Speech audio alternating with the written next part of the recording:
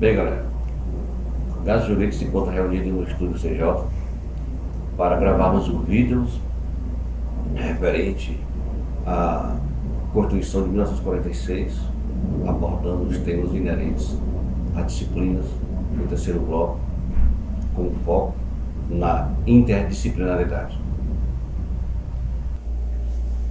Direito Constitucional e a Constituição de 1946. Com a queda de Getúlio Vargas em 1945, abriu-se o precedente para a nova eleição em 1946, onde foi eleito o general Eurico Gaspar Dutra. Este, empossado, convocou a Assembleia Constituinte para a elaboração da quinta carta. Foram convidados todos os partidos políticos, inclusive o Partido Comunista. Nesta Assembleia predominava o liberalismo, que era ligado aos setores rurais. A Constituição promulgada em 18 de setembro de 46 e representava uma reação a tudo aquilo que prevalecera no Estado Novo. Foi uma tentativa de conciliar o Estado liberal com o Estado social, onde predominava o liberalismo e o socialismo econômico, coletivismo econômico, digo eu. Ela trouxe vários pontos positivos, entre eles a restauração da democracia representativa, a criação, a divisão dos poderes e a instauração da eleição direta para a escolha de representantes nas esferas federal, estadual e municipal. A democracia representativa, a divisão de poderes, instituiu a eleição direta para representantes nas esferas federal, estadual e municipal.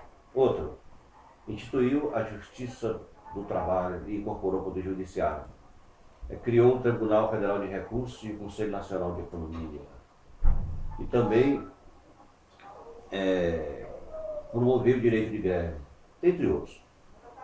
Acontece que, no transcorrer dessa Constituição, houve vários governos. E vamos citar aqui, por exemplo, o governo de Juscelino Kubitschek, quando, no seu marco maior, que era o processo de industrialização e reconhecimento do Brasil, no desenvolvimento pautado na área do transporte, na área da educação, na área da saúde e na área da industrialização, daí é onde advém a manifestação e a presença do país das indústrias, montadoras de automóvel e etc. Mas acontece que houve um certo retrocesso. Por exemplo, nos setores rurais, esse benefício não chegou ao homem do campo, pelo fato dos coronéis terem temido de perder os seus berços políticos em função da colaboração do povo do sertão. Em Jânio Quadros, um governo tão polêmico, não é isso? Diante das suas escaramuças políticas e manifestações pessoais, ele conseguiu exatamente desconsiderar todo o pessoal da sua base política. Teve um fato interessante nesse governo, que foi, a primeira coisa, ele estabeleceu relações diplomáticas com o país do bloco comunista, a pretexto de relações comerciais. Mas, quando o Brasil se posicionou contra os Estados Unidos em sua manifestação, então quando o Brasil se manifestou contra as posições dos Estados Unidos em relação a Cuba, houve uma época em que Che Guevara veio visitar o Brasil e aqui ele foi condecorado. Isso aí irritou as Forças Armadas, que foi um fato fundamental para que ele tentasse um golpe branco. Ele pensou que com a renúncia dele, ele voltaria através do Congresso Nacional e pelo apoio das Forças Armadas, que ele não conseguiu. Em seguida veio Jango, que era o seu substituto, mas não tinha, pelo seu fato de ser ligado ao bloco esquerdista, ele, na época, estava exatamente na China fazendo seus contatos. Então surgiram duas facções. Um grupo que zelava pela Constituição, queria que ele voltasse lá e tomasse posse. Mas um outro bloco, outra facção, que era ligada às Forças Armadas, não queria que isso acontecesse.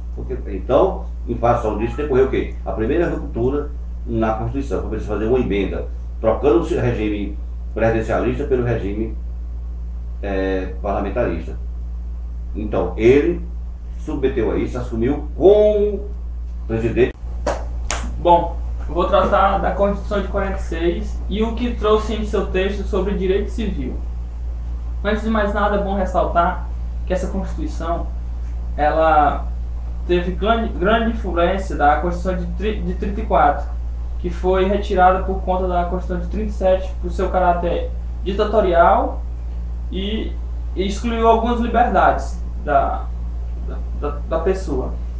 Bem, as principais liberdades que foram excluídas e a Constituição de 46 ressalta é a liberdade da censura, de cultos religiosos, a liberdade de livre associação para fins lícitos, e também a questão da proteção a algumas garantias, a inviolabilidade do sigilo correspondencial e da inviolabilidade da casa como asilo individual. Já na área do processo eleitoral, teve alguns avanços, como a relação da mulher, do seu caráter de voto a partir de 18 anos, tanto do homem quanto a mulher, e que na Constituição de 37 da Era Vargas era permitido somente a mulheres que exerciam cargos públicos. Era só quem preenchia aquele requisito que poderia votar. E na área trabalhista, teve um grande avanço por conta do princípio da cooperação dos sindicatos, que na Era Vargas os sindicatos eram usados como currais eleitorais, que era controlado pelo Estado, e assim tinha um voto garantido daquele sindicato, por conta do controle dos estados, dos sindicatos e dos seus adeptos. Falar sobre a ética na Constituição de 46. Falar sobre a ética na Constituição de 46, vou pegar alguns fatos antecedentes. No cenário político nacional, a Era Vargas pode ser dividida em 3 fases: governo provisório, governo constitucional e Estado Novo. Vargas assume o governo em caráter provisório, mas com ambos poderes. Vargas dá um grande destaque, o governo de Vargas, às questões sociais, que é com a criação do Ministério de Trabalho, de Indústria e Comércio e Saúde. Em 1932, eclodiu a Revolução Constitucionalista de São Paulo. Para o país voltar à normalidade, era preciso uma nova Constituição. E à luz desta nova Constituição, passou o advogado a promover a defesa dos direitos e garantias fundamentais do cidadão. E à luz dos acontecimentos ocorridos nesta Constituição de 46, entre idas e vindas, entre avanço e retrocesso, ocorreram desrespeitos com os valores morais da conduta humana, prevalecendo sempre os interesses grupais político-econômicos. Um paralelo entre a Constituição de 1946, o direito penal e o início do golpe militar. A Constituição de 1946 foi uma Constituição bastante avançada para a época, tendo como principal marco a liberdades individuais e a democracia. Tendo como marco no direito penal a prisão que poderia ser feita em flagrante, a garantia da ampla defesa do acusado e a extinção da pena de morte. Durante a vigência da Constituição de 1946, ocorreu um golpe militar em 1964, quando governava o presidente João Goulart. A atual Carta Magna sofreu várias emendas que a descaracterizaram. Bom, gente, eu vou falar aqui sobre a Constituição de 1946 e suas influências no direito internacional. Nesse período da Constituição, houve grandes acontecimentos, como o que eu vou falar aqui foi a pressão de Vargas ao Congresso, né? Que ele queria urgentemente que o Congresso aprovasse uma lei que limitasse os lucros que eram expostos ao exterior. Ele queria que limitasse porque estava tendo os altos lucros, estavam sendo exportados muito. Aí, por isso ele pediu urgentemente ao Congresso que fizesse essa lei e aprovasse essa lei, porque o Brasil estava caindo suas economias.